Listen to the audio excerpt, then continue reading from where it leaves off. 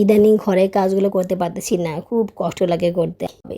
আল্লাহ পাক সেই ইচ্ছাটা আমার পূরণ করে দিয়েছে আলহামদুলিল্লাহ, কিন্তু ছেলে শখটা আর পূরণ হলো না।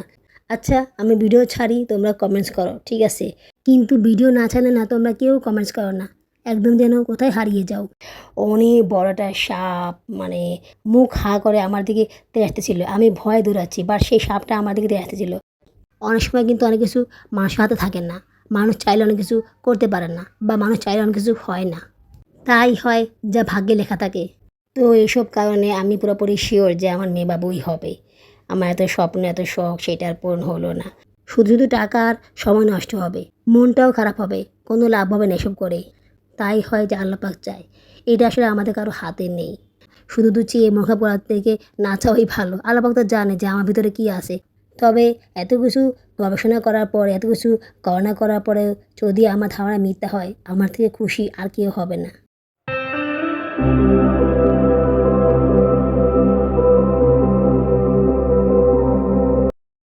আসসালামু আলাইকুম। আমার চ্যানেল এবং পেজে তোমাদের সবাইকে স্বাগতম জানাচ্ছি। তোমরা সবাই কেমন আছো? আশা করি আল্লাহর রহমতে ভালোই আছো। আমিও ভালো আছি আলহামদুলিল্লাহ। দেশে এবং বিদেশ থেকে যারা আমার ভিডিওটি দেখতেছো তাদের সবাইকে জানাই আমার পক্ষ থেকে আন্তরিক অভিনন্দন ও ভালোবাসা। নতুন আরও একটি ব্লগ নিয়ে আবার তোমাদের সামনে হাজির হলাম। আজকে থেকে বাচ্চাদের অর্ধবার্ষিক পরীক্ষা শুরু হলো। তোমাদেরকে বলেছিলাম না যে ওদের পরীক্ষার কারণে অনেক ব্যস্ত ছিলাম, ওদেরকে পড়ানোর জন্য ব্যস্ত ছিলাম। তো এটা সে সময়ের ব্লগ। সায়রাকে নিয়ে সকালবেলা যাচ্ছি পরীক্ষার হলে, টেনশনে আসি। আজকে ওর সমাজ পরীক্ষা, প্রথমেই সমাজ পরীক্ষা। পরীক্ষাটা হওয়ার কথা ছিল আরও আগে, মানে 28 তারিখে পরীক্ষা হওয়ার কথা ছিল, কিন্তু সরকারে নিয়ম করেছে যে 28 তারিখে পরীক্ষা হবে না, 1 তারিখে করতে হবে। তো এই কারণে সকল পরীক্ষা 1 তারিখ থেকে শুরু হলো। তো যে পরীক্ষাটা আগে হওয়ার কথা ছিল সেটা আর হয়নি। তো সায়রা কিন্তু আগে ছিল না, যার দিন আগে ছিল সেটা পিছিয়ে গেছে। এই দেখো, এই ঘড়িটা ওদের আব্বু কিনে দিয়েছে। সায়রার জন্য এটা কিনে দিয়েছে, আর এটা কিনে দিয়েছে জানের জন্য। পরীক্ষার আগে তো ঘড়ি নেই, তো ঘড়ির যেটা ছিল জানি সেটা নষ্ট হয়ে গেছে, চলে না। তো এই কারণে ওর আব্বুর অনেক বলার পরে লাস্টে একদম পরীক্ষার আগের দিন ঘড়ি কিনে দিয়েছে। কথা বলতে বলতে স্কুলে পৌঁছে গেলাম। তো আজকে সমাজ পরীক্ষা, সমাজের কিছু প্রশ্ন আমি ওকে আগেই পড়ে গেছিলাম। 3টা অধ্যায় ওকে পড়িয়ে রেখেছিলাম, আর বাকি একটা অধ্যায় বাকি ছিল। সে একটা অধ্যায় কাকে পড়িয়েছিলাম। আসলে এর আগে ওকে পড়াতে পারিনি, ওর জ্বর ছিল, ঠান্ডা ছিল, সর্দি কাশি ছিল, যার কারণে ওকে পড়াতে পারিনি, খুব টেনশনে ছিলাম। তো কালকে ওকে নিয়ে বসেছিলাম, কালকে কষ্ট করে পড়িয়েছিলাম, ও একটু পড়তে পেরেছিল। আর আগের প্রশ্নগুলো পড়িয়ে দিয়েছিলাম, ওগুলো আর লেখাতে পারিনি, আসলে সময় ছিল না। আর শূন্যস্থান পূরণ, ঠিক চিহ্ন, সত্য মিথ্যা এগুলো সকালে পড়িয়েছিলাম, রাতেরবেলা পড়ানোর সময় হয়নি। সকালবেলা পড়িয়ে দিয়েছিলাম, ঠিক চিহ্নটা একটু পড়িয়েছিলাম। তো পড়ানোর পরে ওর পরীক্ষা নিয়েছিলাম যাতে করে সে সম্পূর্ণটা বুঝতে পারে। সম্পূর্ণ লিখতে পারেনি, জাস্ট ওকে দেখিয়ে দিয়েছিলাম যে কীভাবে লিখতে হবে। এখন পরীক্ষা হলে ভালোভাবে লিখতে পারলেই হয়েছে। ওকে এটাও বলেছিলাম যে সংস্থা পূরণ, সত্য মিথ্যা, ঠিক চিহ্ন, তুমি যদি এগুলো সঠিকভাবে দিয়ে আসো তাহলে তোমার মার্ক অনেকটাই চলে আসবে। তুমি প্রায় 50 মার্ক পেয়ে যাবা, প্রশ্ন তো সব না দিলেও তোমার কিন্তু ভালো মার্ক আসবে। এখন দেখা যাক সে কী করে। গার্ডিয়ানদের ভিতরে ঢুকতে দিচ্ছেন না, মানে বসতে পারছি না, আমরা ভিতরে বাইরে দাঁড়িয়ে আছি। বাচ্চারা সবাই যাবে, ওদের পরীক্ষা আরম্ভ হবে, এরপর আমরা ঢুকবো, এর আগে ঢুকা হবে না। আমি না শুধু মানুষের বোরখা দেখি, বুঝছো, মানে কতগুলা মহিলা কী ধরনের বোরখা পরে, মানে এক একজন মহিলারা এক এক ধরনের বোরখা পরে। তো ওদের বোরখাটা দেখি আর জাজ করি যে কেমন লাগতেছে, বাড়িটা বলে আমাকে কেমন লাগবে। তো ম্যাক্সিমামই বুঝছো মহিলারা খিমা পরে আসে, খিমা পরে অনেক সুবিধা, মনে করো যে খিমার পরলে সহজে মনে করো যে বাধা লাগে না, কোনো ঝামেলা নেই, জাস্ট 5 মিনিটে বা 1 মিনিটে চলে আসা যায়। তো স্কার্ফ বাঁধতে একটু সময় লাগে, ক্লিপ বাঁধতে হয়, বাট খিমা পরে সেই সময়টা লাগে না। তো আমার কাছে খিমারটা ভালোই লাগে। প্রথমে ভালো লাগতো না, একটু খ্যাত মনে হইতো, কিন্তু এখন মনে হচ্ছে যে না, ভালোই লাগে, খারাপ না। দেখেছো, ম্যাক্সিমাম মহিলারা দাঁড়িয়ে আছে। আসলে মানে যখন গেটটা খুঁজে না, তখন সামনে মহিলাগুলো ধুম করে ভিতরে ঢুকে গেছে।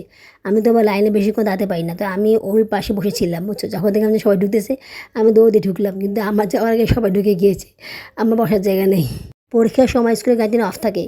তো ক্যান্টিনে কিছু লোক এখানে এসে জিনিসপত্র বিক্রি করে রাখে, যেগুলো লাগে কম বেশি।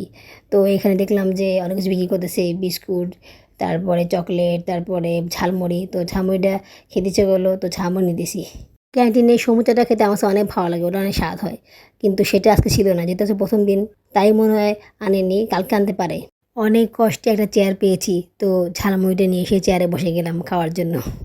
ঝালমুড়িটা বেশি ভালো লাগেনি, সমুচা হলে ভালো লাগতো। যাই হোক, কিছুক্ষণ বসে থাকার পরে সায়রার পরীক্ষা শেষ হয়ে গেল। ওর পরীক্ষা শুরু হয়েছিল 10টায়, শেষ হলো 12টায়। আজকে সায়রা পরীক্ষা হলো, কালকে আবার জানা পরীক্ষা হবে ঠিক সেম সময়। মানে আমাকে প্রতিদিন স্কুলে আসতে হবে, এছাড়া আর কোনো উপায় নেই। তাও ভালো, প্রথম দিন আমি নিয়ে গেছিলাম সায়রাকে। তো এরপর আর আমাকে নিতে হয়নি। বাবুর আব্বুই বাচ্চাদেরকে নিয়ে স্কুলে গিয়েছেন। আমি শুধু ছুটির সময় গিয়ে নিয়ে এসেছিলাম। এই ক্ষেত্রে অনেক ভালোই হয়েছে। আমি বাসায় আসতে ধীরে হাত মুখ ধুয়ে খাবার খেয়ে তারপরে আসতে পারতেছি, না হলে তো আসতে পারতাম না। দেখা গেল যে সকালবেলা ঘুম থেকে উঠে বাচ্চাদেরকে পড়াতে হয়, পড়ানোর পরে আবার ওদেরকে নিয়ে স্কুলে যেতে হয়, তো খাওয়ার সময় তো হয় না। তো ওখানে গিয়ে একটু বসার পরেই ঘুম চলে আসে, তো ঘুমে থাকার কারণে আর খাবার খাওয়া হয় না। তাছাড়া বাইরের খাবার তো প্রতিদিন কিনে খাওয়াও যায় না, অনেক টাকা পয়সা লাগে, তাছাড়া সেটা স্বাস্থ্যের জন্য ক্ষতিকর। যতটুকু সম্ভব বাসায় খাবার খাওয়াই ভালো, সেক্ষেত্রে পেটটা ঠিক থাকে, পেটে কোনো সমস্যা হয় না। আমার তো আবার পেট সমস্যা বেশি হয়। সায়রা পরীক্ষায় কী দিয়েছে? প্রশ্ন তো লেখেই নেই, যেগুলো পড়েছি সেগুলো লেখে নেই। লিখছো আমাকে পছন্দ পরীক্ষাগুলো লিখছো? লেখে নেই লিখছো? মুসলমানের মধ্যে বসে লিখছো? লেখো নাই দাদু সবাই লিখছো? এই দেখো প্রশ্নগুলো পড়িয়েছিলাম, প্রশ্নগুলো সব লেখেনি। সেই স্বতন্ত্র দিছে, শূন্যস্থান পূরণ দিয়েছে, তাও সম্পূর্ণ দেয়নি। প্রথম দুইটা তো দেয়ই নেই, তারপরে কতগুলো দিয়েছে, মাঝখান দিয়ে আবার গ্যাপ পড়েছে। অথচ আমাকে পড়িয়েছিলাম, কিন্তু সে সবগুলো অ্যান্সার করেনি। আর টিচারও মনে হয় একটা দুটো দিয়েছে, তারপরে আর দেয়নি। সত্য মিথ্যাও সবগুলো দেয়নি, ওইটাও আবার কয়েকটা বাদ পড়ে গিয়েছে।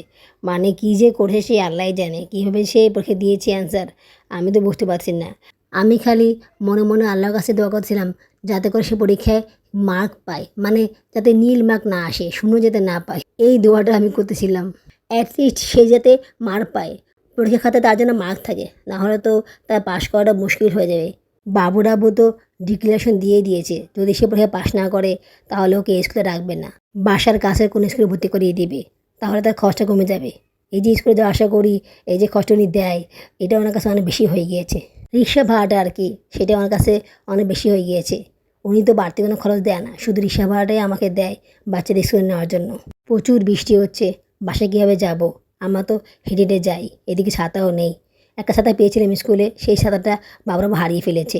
ওনাকে বলাই ভুল হয়ে গিয়েছে, ওনাকে না বললেই হতো। ছাতা একটা কিনতেই হবে, দেখি বোরখা কেনার পরে ছাতা কিনবো। ছাতা না কিনলে তো চলছে না, বাচ্চারা স্কুলে যাওয়ার সময় ভিজে যায়, আমিও ভিজে যাই। বৃষ্টি একটু কমার পরে আমরা বাসা যাওয়ার জন্য রওনা দিলাম। তো স্কুল থেকে বের হয়ে কিছুদিন হাঁটার পরে দেখলাম যে সিঙ্গারা বিক্রি করতেছে, সমোসা বিক্রি করতেছে। তো অনেক ক্ষুদে লেগেছিলো, সকাল থেকে না খেয়ে আছি, তো সারাদিন নিয়ে বসে গেলাম সিঙ্গারা সমোসা খাওয়ার জন্য। খুব বেশি ক্ষুদা লাগলে না নিজেকে আর কন্ট্রোল রাখতে পারি না, তখন কোনো না কোনো খাবার খেয়ে নেই। টাকা পয়সা তো অনেক খরচ হয়ে যায়, এই জন্য টাকা পয়সা ঠিকমতো জমাতেও পারি না। দেখা গেলো যে জমাতে জমাতে খরচ হয়ে যায়। বাসা থেকে খাবার খেয়ে আসলে বা পেট ভরাতে সমস্যা হয় না, কিন্তু খাবার খেয়ে না আসলে অবস্থা অনেক বেশি খারাপ হয়ে যায়। আর পেটের ভিতরে বাবু তো আসেই, ও তো সকালবেলা ঘুম থেকে উঠেই লাফালাফি করা শুরু করে দেয়। সারাদিন অত বেশি জ্বালায় না, যখন খুব বেশি ক্ষুধা লাগে বা না খেয়ে থাকি বেশিক্ষণ, তখন খুব বেশি নড়াচড়া করে, তবে সকালবেলা বেশি নড়াচড়া করে, আর সারাদিন এত বেশি নড়াচড়া করে না। কী বলবো, পেটে যে বাবু আছে এটা সময় মনেই হয় না, কারণ পেটে বাবুর সাথে যে কথা বলবো বা একটু ফিল করবো সেটাও ভাবার সময় পাই না। সারাদিন থাকি ব্যস্ত, বাচ্চাদের স্কুলে যাওয়া আসা, তারপরে বাসায় এসে ছোটো দুই মেয়েকে খাবার খাওয়ানো, এরপর রান্না করা, ওদেরকে পড়ানো, এগুলো করতেই সময় চলে যায়। ইভেন যে আমি চ্যানেলে কাজ করব সেটাও করতে পারি না, সেই সময়টা আমার হয় না। এইদিকে ভিডিও তো শ্যুট করা হচ্ছে, অনেকগুলো ভিডিও জমা পড়ে আছে, তারপরে অনেকগুলো ভিডিও শ্যুট করা হচ্ছে। এখন কাজ করি আর ভিডিও শ্যুট করি, তো আমি ঠিক করেছি যে ভিডিও শ্যুট করার পরে সেগুলোকে সঙ্গে সঙ্গে এডিট করে ফেলবো, জমিয়ে রাখবো না, তাহলে ভিডিও এডিট করা সহজ হয়ে যাবে। কারণ একসাথে অনেকগুলো ভিডিও করলে সেগুলো এডিট করতে গেলে অনেক সময় লেগে যায়, কিন্তু অল্প অল্প করে ভিডিও করার পরে সেগুলোকে এডিট করলে সময়টা কম লাগে। তো এটা করাতে ভালোই হয়েছে, ভিডিওটা এডিট করা হয়ে যাচ্ছে, কিন্তু ভয়েস তো দেওয়া হচ্ছে না, সময়ের কারণে ভয়েস দিতে দেরি হয়ে যাচ্ছে। আপুরা লাইক কি করেছো, নাকি চুপটি করে বসে আমার কথা শুনতেছো, লাইক করনি? প্লিজ আপুরা লাইক করে দাও, লাইক করে দিলে কাজ করছে অনেক গুণ বেড়ে যায়। আর যদি খুব বেশি ভালো লেগে থাকে তাহলে আমার এই ছোটো চ্যানেলটিকে সাবস্ক্রাইব করে আমাকে আপন করে নিও। ভিডিওটি সম্পূর্ণ দেখার পর একটা কমেন্টস করে দিও, তোমাদের একটা কমেন্টস আমাকে কাজ করার জন্য অনেক বেশি অনুপ্রাণিত করে, তাই অবশ্যই অবশ্যই অবশ্যই কমেন্টস করবে, ভুলে যেও না কিন্তু। আচ্ছা আমি ভিডিও ছাড়ি, তোমরা কমেন্টস করো ঠিক আছে, কিন্তু ভিডিও না ছাড়লে না তোমরা কেউ কমেন্টস করো না, একদম যেন কোথায় হারিয়ে যাও, মানে কোথাও যেন হারিয়ে যাও, মনে হয় যে ভিডিও ছাড়ি না তো তোমাদের কোনো কমেন্টস নেই, তোমরা কেউ কোনো খোঁজখবরও নাও না। হ্যাঁ তোমরা জানো যে আমার কষ্ট হয়, আমি ব্যস্ত থাকি, আমি ছাড়তে পারি না, তারপর তো একটু খোঁজখবর নিই, বাড়িতে জিজ্ঞেস করবা। তো আমি আমার এই চ্যানেলে যাই, দেখি যে কোনো কেউ নাই, কমেন্টস করে না, খালি একদম নিস্তব্ধ হয়ে আছে চ্যানেলটা। আর কি জানি জানো, আমার না ভিডিও ছাড়ার প্রতি এত বেশি আগ্রহ নেই, আগে না অনেক বেশি আগ্রহ ছিল, মানে ক্রেভিংসটা নেই আর কি, মানে ভিডিও ছাড়তে হবে প্রতিদিন বা কন্টিনিউ ভিডিও ছাড়বো এরকম ইয়ে আমার ভেতরে কাজ করে না। কেন করে না তা আমি নিজেও জানি না, হয়তো বা প্রেগনেন্সির কারণে এরকম হচ্ছে, না হলে তো এরকম হওয়ার কথা না, যেখানে আমি ভিডিও না ছাড়লে পাগল হয়ে যাই, খারাপ লাগা অনেক বেশি, সেখানে একটু কম লাগে খারাপ লাগাটা। তবে সেটা আমাকে ওভারকাম করতে হবে। প্রতিদিন ভিডিও ছাড়াই ভালো, বুঝছো? তাহলে অ্যাটলিস্ট গ্যাপটা কম পড়ে। দেখা গেলো যে প্রতিদিন না পারলেও 1 দিন 2 দিন পরে ছাড়া হয়, কিন্তু যদি প্রতিদিন ভিডিও না ছাড়ি, যদি গ্যাপ বেশি দেই, তাহলে আরও বেশি গ্যাপ হয়ে যায়, যার প্রমাণ আমি নিজে। চা তো বাসায় বানিয়ে খাই না, তো এখানকার চা বানানো দেখে আমার খেতে ইচ্ছা করলো। 15 টাকা চায়ের কাপ, কিন্তু চাটা ভালো হয়নি, আর চাটাও কম দিয়েছে, মানে 15 টাকার চার মতো মনে হয়নি আর কি। রিসেন্টলি যেসব ভিডিওগুলো শুরু করেছিলাম সেগুলো এডিট করা হয়ে গিয়েছে, কিন্তু আগে ভিডিওগুলো এডিট করা হয়নি, যার কারণে সময় লাগতেছে। তো আমি চেষ্টা করব বাপুরা কন্টেন্ট ভিডিও আপলোড করার জন্য। আসলে না পারলে কি করব বলো, এদিকে আবার বাচ্চাদেরকে পড়াতে হয়। তো বাচ্চাদের পড়াশোনার দিকে আমি একটু বেশি খেয়াল রাখছি, বিশেষ করে সায়রা, ওর দিকে একটু বেশি খেয়াল রাখছি, যাতে করে ও পরীক্ষায় পাশ করে, যাতে করে ও ক্লাস 2তে উঠতে পারে, ভালোভাবে পরীক্ষায় পাশ করে। তো এই কারণে একটু বেশি সময় দিতেছি ওকে, যদিও সেভাবে করে পারতেছি না, কারণ ওর পাশাপাশি জায়ানকে সময় দেওয়া লাগে, আর বাচ্চাদেরকে তো সময় দিতেই হয়। তো সব মিলে আসলে মানে ব্যালেন্স করাটা, মেনটেন করাটা খুব বেশি কঠিন হয়ে যাচ্ছে আমার কাছে। এর মধ্যে আবার প্রেগনেন্ট, তো প্রেগনেন্ট অবস্থায় সবগুলো কাজ দ্রুত করাও যায় না। সায়রাকে নিয়ে একটু বসলাম, তো আমরা একটু হাঁটি, তারপরে একটু ক্লান্ত হয়ে যাই, একটু বসি, বসে আবার হাঁটি। দেখা গেলো যে একজন হাঁটতে গেলে অনেক কষ্ট হয়ে যায়, তাই একটু বসে নেই আর কি। সায়রার খুব ইচ্ছা ওভার ব্রিজে ওঠার, জায়ানেরও খুব ইচ্ছা। বাবার সাথে আমাকে বলে, আম্মু ওভার ব্রিজে উঠবো, আমাকে নিয়ে উঠাও। কিন্তু ওভার ব্রিজে উঠতে গেলে তো অনেক সময় লাগবে, আমাকে আবার বাসায় যেয়ে ওদেরকে পড়াতে হবে, আবার স্কুল থাকলে জায়ানকে নিয়ে আসতে হবে। তো এই কারণে আসলে ওভার ব্রিজে যাওয়া হয় না। তো বলেছি পরীক্ষা শেষ হয়ে গেলে তোমাদেরকে ওভার ব্রিজে উঠাবো, এখন তো সময় হবে না, কারণ বাসায় গিয়ে আবার তোমাদেরকে পড়াতে হবে, তোমাদের পরীক্ষা আছে। কালকে সকালে জায়ানের ধর্ম পরীক্ষা, তো এই কারণে ধর্ম সবগুলো পড়িয়ে ওর পরীক্ষা নিলাম। দেখো সবগুলো পারে, তারপরেও তারা ভুল হয়ে গেছে, মানে ভুল হবেই। পরীক্ষা নিলে ফুল মার্কস পায় না, বাসায় পরীক্ষা নিলে আর কি স্কুলে পায়, কিন্তু বাসায় পায় না। দেখা গেলো যে 2-1 মার্ক তার কম হবেই। ইদানিং ঘরের কাজগুলো করতে পারতেছি না, খুব কষ্ট লাগে করতে, আমার না খুব আলসেমি লাগে, বুঝছো? মানে একটা কাজ করার পরে খুব মানে ক্লান্ত লাগে, বসে থাকি, বসে থাকার পর না উঠতে ইচ্ছা করে না, মনে হয় বসেই থাকি বসেই থাকি, মানে উঠতে ইচ্ছা করে না। কাজ যে করবো সেই কাজটা করতে ইচ্ছা করে না। ঘর ধরে ময়লা হয়ে আছে, ঘর ঝাড়ু দিতে হবে, ঘর ঝাড়ু দেওয়া হয় না, ঘর ঝাড়ু দিতে গেলে অনেক আলসেমি লাগে, এদিকে সময়ও হয় না। তো বন্ধের দিনে ঘর ঝাড়ু দিব, সেই বন্ধ দিনটাও ওদেরকে পড়াতে হয়, কারণ ও সময় ঘর ঝাড়ু দিলে ওদেরকে পড়ানো হয় না। আর ওরা এত বেশি দুষ্ট যে আমি না বসলে ওরা পড়ে না। তো সব কিছু মিলিয়ে হজবরল অবস্থা হয়ে গিয়েছে, রান্নাটাও করতে হয়, রান্নাবান্না করে ওদেরকে স্কুলে নিয়ে এসে আর অন্য কোনো কাজ করার এনার্জি পাই না, শরীরটা অনেক খারাপ লাগে। তবে আশাবাণী হচ্ছে এবার একটু ঘুম কম পাচ্ছে, মানে আগে যেমন খুব বেশি ঘুম পায়, খুব বেশি ক্লান্ত লাগে, তো এখন সেটা কম হচ্ছে। মানে ঘুম যে পায় না তা না, ঘুম পায়, তবে সেটা খুব বেশি ঘুম পায় না, দেখা গেলো যে অল্প একটু ঘুমালে হয়ে যায়, বা এত বেশি ঘুম আসেও না। কোনো কারণে আমি যদি না ঘুমাই তাহলে খুব বেশি খারাপ লাগে না, মানে আগে যেমন না ঘুমালে খুব খারাপ হতো, মানে খাওয়ার পরে বসে থাকতে পারতাম না। তো এখন আর সেরকম হয় না, খাওয়ার পরেও আমি একটু কাজ করতে পারি, মানে না ঘুমালেও চলে আর কি। আর সবচেয়ে বড় কথা হচ্ছে পটির প্রবলেমটা সলভ হয়ে গিয়েছে, এখন আর খাওয়ার পর পরেই পটি হয় না, মানে একটু পরে হয় আর কি। তোমাদেরকে বলেছিলাম না যে খাওয়ার পর পরই পটি হয়, অনেক কষ্ট হয়, আবার ক্ষুধা লাগে। তো এখন সেরকম হয় না, মানে একটু পরে হয় আর কি। তো সেক্ষেত্রে আমার অত বেশি ক্ষুধাও লাগে না, আর এই জন্য মনে হয় ক্লান্তিটাও কম লাগে। খাওয়া আগের মতো নেই, খাওয়া যে খুব বেশি খাওয়া হয় তা না, তবে পুঁটিটা কম হওয়াতে খাবারটা হজম হচ্ছে, মানে খাবারটা খাওয়ার পরে শান্তি পাচ্ছি আর কি। আমার খুব বেশি শখ ছিল যে আমার একটা ছেলেবাবু হবে, তোমরা তো সবাই জানো। আমি এই শখটা আসলে আমার জায়ান হওয়ার পরপরই শুরু হয়ে গিয়েছিল।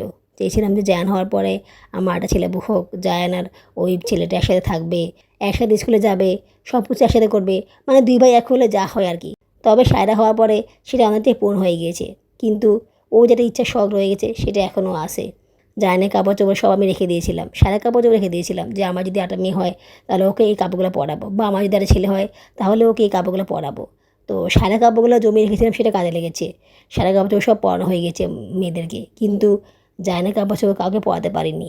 সেই কাপড়গুলো যত্ন করে রেখে দিয়েছি, ভেবেছিলাম আমার ছেলেবাবু হলে সেটা পরাবো, কিন্তু ছেলেবাবু আর হলো না। পরপর 3টা মেয়ে হলো, ছেলেবাবু আর হলো না। প্রথম মেয়ে হওয়াতে আমি খুশি হয়েছিলাম অনেক বেশি, কারণ এক ছেলে এক মেয়ে, খুশি তো হওয়ারই কথা। তো তারপরে মেয়েটা আসলে আমি নিজে চেয়েছিলাম, আমার খুব শখ ছিল একটা মেয়ে বাবুর, মানে আরেকটা মেয়ে বাবুর খুব শখ ছিল। আল্লাহ পাক সেই ইচ্ছাটাও আমার পূরণ করে দিয়েছে আলহামদুলিল্লাহ, কিন্তু ছেলেবাবুর শখটা আর পূরণ হলো না। ভেবেছিলাম 4th বেবিটা ছেলেবাবু হবে, যদিও সেটা আমি ইচ্ছা করে নিইনি। তারপর ভেবেছিলাম যে এবার হয়তো আল্লাহ পাক আমাকে ছেলেবাবু দিবে, কিন্তু সেটা হলো না। আল্লাহ পাক আরেকটা মেয়ে দিল, অনেক খুশি হয়েছিলাম আমি। এই 5ম প্রেগনেন্সিটা আমি সেটা চাইনি, এই কারণেই চাইনি, মেইন কারণ হচ্ছে এটা। আবার যদি মেয়ে বাবু হয়, আমার তো 3টা মেয়ে আছে, তো আমার আর মেয়ে লাগবে না, আমি একটা ছেলেবু চাই, শেষবার মতো একটা ছেলেবু চাই।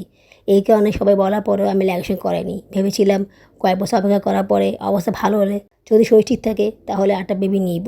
হয়তো বা দেরি করে নেওয়ার ফলে সেই বেবিটা আমার ছেলেবু হতে পারে। তো এই আশা আমার মনের ভিতরে ছিল, কিন্তু সেই আশাটা আমার পূরণ হলো না।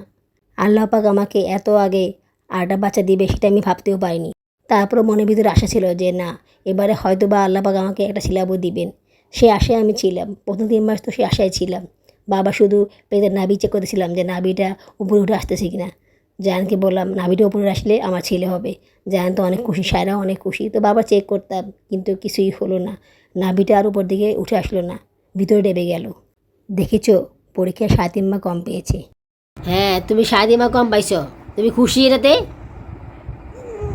হ্যাঁ, তুমি কি 70 পাইতে না? তুমি তুমি তুমি 70 কি জন্য পাও নাই বলো? তোমার দোষে পাও নাই। লেখা শেষ করছে আগে, বলছি বাবার চেক করো, রিভিশন দাও, তুমি দাও নাই, বসে দিয়েছি, রিভিশন দিচ্ছ, তারপর তোমার ভুলেছে কেন? কেন ভুল হইলো? সুস্থাপনগুলো তুমি কেন ভুল করলা? এত সহজগুলা প্রশ্ন নয়, মানুষের ভুল হয় দু একটা, সুস্থাপন কেন ভুল করলা? আমারই টাকাও পরীক্ষা হলে ভুল হবে? ঠিকভাবে লিখবা আর ভালো করে রিভিশন দিবা। আমাদের টাকাও সুস্থাপনগুলো ঠিকভাবে দেখবা, রিভিশন দিবা। সত্যি সায়রা পাশেই আছে, ওকে ভালোভাবে বুঝিয়ে দিলাম যে পরীক্ষা দিলে কী কী সুবিধা হবে। দেখছো, আমাদের টাকাও তোমার ভাই সব পারে, তারপর তোমার ভুল করছো, তুমি তো পারোই না। এখন তুমি যদি পরীক্ষা দিতে না পারো তা তুমি বুঝবা যে তুমি কি পারছো না পারছো, বুঝবা? হ্যাঁ, 70 পাই নাই, 70 থেকে 66, তারপরে অর্ধেক পাইছে। এখন শোনো, তুমি এদিক তাকাও। তুমি কি চাও বাসায় পরীক্ষা দিতে? তাহলে তোমাকে সব পড়তে হবে না? সব না পড়ে কি সম্ভব পরীক্ষা দেওয়া? সম্ভব না। যার যে পরীক্ষা খারাপ করছে, মানুষ যে কম আছে, এটা আমি বুঝছি কেমনে এই পরীক্ষা নেওয়াতে, নাহলে বুঝতে পারতাম? তাহলে পরীক্ষা দিলাম, আমি বুঝতাম না যে তুমি কেমন দেখে আনিছো? নাহলে কি আমি বুঝতে পারবো? তাহলে তুমি ঠিকমতো পড়বা, মন দিয়ে পড়বা? হ্যাঁ, নাকি দুষ্টামি করবা? জান ঠিক করো। সায়রার সামনে খাতা দেখে ভালোই হয়েছে, ও বুঝতে পারছে যে কীভাবে লিখতে হবে। ওকে বুঝিয়ে বলেছি, এখন দেখা যাক পরীক্ষা হলে সে কীভাবে লেখে। সেই প্রসঙ্গে আসি, নাভিটা তো ভিতরে ডেবে গেল। তারপর আশা ছিল যে যদি আমি স্বপ্নে সাপ দেখি বা অনেক বেশি টাকা পয়সা দেখি, তাহলে হয়তো বা আমার ছেলে আবু হবে। যদিও আমি টাকা পয়সা সেভাবে দেখিনি, সাপই দেখেছি। জানার সময় দেখেছিলাম একদম ফার্স্ট টাইমে। মানে আমি তখনও কনসিভ করিনি, মানে কনসিভ করবো মনে করে যে মিন্সের ডেট পার হওয়ার 2-1 দিন আগে। তো এই সবটা আমি দেখেছিলাম, দেখার পর আমি প্রচুর ভয় পেয়ে গেছিলাম। আমার এখনও মনে আছে, অনেক বড় একটা সাপ, মানে মুখ হা করে আমার দিকে তেড়ে আসতেছিল। আমি ভয়ে দৌড়াচ্ছি, বাট সেই সাপটা আমার দিকে তেড়ে আসতেছিল। মানে এমনভাবে তেড়ে আসতেছিল যে সে আমাকে গিলে খাবে, এরকম একটা ভাব। মানে আমি খুব দৌড়াচ্ছি, সেই সাপটা আসতেছিল, মানে অনেক বড় একটা সাপ। তো আমি খুব ভয় পেয়ে গেছিলাম, মানে ধর মেরে ঘুম থেকে উঠলাম, দেখলাম যে না আমি ঠিক আছি। তারপর আমি ভাবলাম যে এই স্বপ্নটা আমি কেন দেখলাম? আমি তো কোনোদিন কোনো সাপ স্বপ্ন দেখিনি, জীবনেও দেখিনি। তো এই স্বপ্নটা আমি কেন দেখলাম? আর তাছাড়া আমি সাপ নিয়ে তো কিছু ভাবিও না। আমি সাপে কোনো সিয়ারও দেখি না যে আমি সাপ স্বপ্ন দেখবো। তো আমি খুব চিন্তায় পড়ে গেছিলাম যে আমি সাপটা স্বপ্ন কেন দেখলাম। তারপরে তো অনেক বছর পরে বুঝলাম যে কেন আমি সাপ স্বপ্ন দেখলাম। সারার সময় তো আমি সাপ স্বপ্ন দেখিনি, তখন আমি স্বপ্ন দেখছিলাম ছোটো ছোটো মাছ, মানে মাছ স্বপ্ন দেখছিলাম, ফল স্বপ্ন দেখেছিলাম। সাপ আমি এরপর আর কখনো স্বপ্ন দেখিনি, ভুলেও আমি আর কখনো সাপ স্বপ্ন দেখিনি। তো এইসব কারণে আমি পুরোপুরি শিওর যে আমার মেয়ে বাবুই হবে। আমার এত স্বপ্ন, এত শখ, সেটা আর পূরণ হলো না। এছাড়া আরও কিছু সিমটম আছে, যেমন ধরো জায়ানের সময় আমি প্রচুর খেতাম, মানে খাওয়ার ক্রেভিংস বেশি ছিল। ভাত বেশি খেতাম, তরকারি বেশি দিয়ে ভাত খেতাম, অনেক ভাত খেতাম। মানে যত খেতাম অত বেশি ইচ্ছে করতো খেতে। কিন্তু পরে যে প্রেগনেন্সিগুলো, এই প্রেগনেন্সিগুলোতে আমি ভালোভাবে খেতেই পারিনি। মনে করো সারার সময়, জুনানের সময়, সাউদার সময় আমার খাবারের রুচি ছিল, কিন্তু বেশি খাবার খেতে পারতাম না। বেশি খাবার খেলেই মাথা ঘোরাতো, বমি আসতো। সারা সময় তো প্রচুর বমি আসতো, মানে মাথা ঘোরাতো। বেশি খাবার খেতেই পারতাম না, শ্বাসকষ্ট হতো বেশি। আর সাউদার সময়ে তাও তাও খেয়েছিলাম, তারপরও অনেক কষ্ট হতো। জুনানের সময় কষ্ট হতো, এবারও কষ্ট হতেছে। মানে আমি বেশি খাবার খেতেই পারি না, নাহলে তো আমি অনেক বেশি মোটা হয়ে যেতাম। দেখো না, আমার ওজন বাড়েনি। সায়রার সময় 10 কেজি বেড়েছিল, সাউদার সময় 7 কেজি বেড়েছিল, চুন্দনার সময় 5 কেজি বেড়েছিল। আর এবারে তো ওজন বাড়েনি, ওজন যা আছে তাই আছে, আরও উল্টো কমে গিয়েছে। আমাকে যেই দেখে সেই বলে যে আপনি অনেক শুকায় গেছেন, এত শুকাইছেন কেন? সবাই বলে যে আমি নাকি অনেক শুকাই গেছি। আমার একটা ভুল ধারণা ছিল যে প্রেগনেন্ট হলে খুব বেশি খেতে হয়, ইচ্ছে না করলেও খেতে হয়, বেশি বেশি করে খেতে হয়। তো এই ভুল ধারণাটা আমার জায়ানের সময় ছিল, যেটা আমার জায়ানের সময় কেটে গিয়েছে। তো এরপরে আমি আর সেই ভুল করিনি। যদিও আমার খাওয়া প্রতি রুচি কম ছিল, তারপরে আমি অত বেশি খাওয়ার চেষ্টা করিনি। যতটুকু খেতে ইচ্ছে হয়েছে ততটুকুই খেয়েছি, জোর করে বেশি খাইনি। জায়ানের সময় তো জোর করে আরও খেয়েছিলাম। বাদাম এনেছিল, বাদাম খেয়েছিলাম, অল্প করে খেলেই হতো, বাট আমি বেশি করে খেয়েছিলাম। তারপর আবার ফল ফ্রুট এগুলো বেশি করে খেয়েছিলাম, মানে অনেক বেশি খেয়েছিলাম জোর করে। যার কারণে আমি অনেক বেশি মোটা হয়ে গেছিলাম, প্রেশার হাই হয়ে গেছে, পায়ে পানি জমে গিয়েছিল। তো সমস্যা কিন্তু এই দিক দিয়ে হয়ে গিয়েছিল। জায়ানের সময় আমি যদি খাবারটা একটু কন্ট্রোল করে খেতাম বা একটু কম করে খেতাম, তাহলে হয়তো বা আমার সিজার করানো লাগতো না, হয়তো বা আমার নর্মালি বাচ্চা হতো, যেটা আমার ভুলের কারণে হয়েছে। যাক, এটা আমার কপালে ছিল। অনেক সময় কিন্তু অনেক কিছু মানুষের হাতে থাকে না, মানুষ চাইলে অনেক কিছু করতে পারে না, বা মানুষ চাইলে অনেক কিছু হয় না। তাই হয় যা ভাগ্যে লেখা থাকে, ওই হওয়াটাই ঘুরে ফিরে অন্যভাবে হয় আর কি। মানে নর্মালভাবে কারো হয় বা কারো একটু ভিন্নভাবে হয়, এই পার্থক্য। বাট যেটা হওয়ার সেটা তো হবেই। তারপরে আরেকটা কারণ হচ্ছে মিষ্টি খাওয়ার। মিষ্টি খাওয়ার প্রবণতা আমার জানার সময় প্রচুর ছিল, কিন্তু এর পরের 3টা প্রেগনেন্সিতে মিষ্টি খেয়েছি, বাট মিষ্টি খাওয়ার কেমিস্টটা খুব বেশি ছিল না। খুব বেশি মিষ্টি আমি খেতে পারতাম না, খেলেই বমি আসতো। তো এইসব সিমটমই বলে দেয় যে আমার মেয়েবাবু হবে, ছেলেবাবু হবে না। আর লাস্ট একটা আশা ছিল, হোপ ছিল, সেটা হচ্ছে হার্টবিট রেট। বেবির হার্টবিট রেট কত আসে ওটা দেখে নাকি ছেলে মেয়ে বোঝা যায়। তো আমার সময় আমি প্রতিবার সেটা বুঝতে পেরেছিলাম। যেমন ধরো জায়ানের সময় 140, 37 এরকম ছিল আর কি, 47 এরকম ছিল, এর বেশি যায়নি। সায়রার সময় থেকে তোমার 152 থেকে শুরু করে 60, 67 এরকম হয়েছে। সাদার সময়ও সেম, চুনানের সময়ও সেম। তো হার্টবিট রেট দেখে আমি বুঝতে পেরেছিলাম যে আমার মেয়ে হবে। কিন্তু এবার হার্টবিট রেটটা একটু ভিন্ন বেশি ছিল, এই কারণে আমার ভিতরে আশা আলো জেগে উঠেছিল, কিন্তু সেটাও চলে গেল। কারণ প্রথমবার হার্টবিট রেট ছিল 147 বা 142 এরকম ছিল আর কি। তারপরে যখন আমি অ্যানামিল স্কেল করিয়েছিলাম তখন হার্টবিট রেট ছিল 162।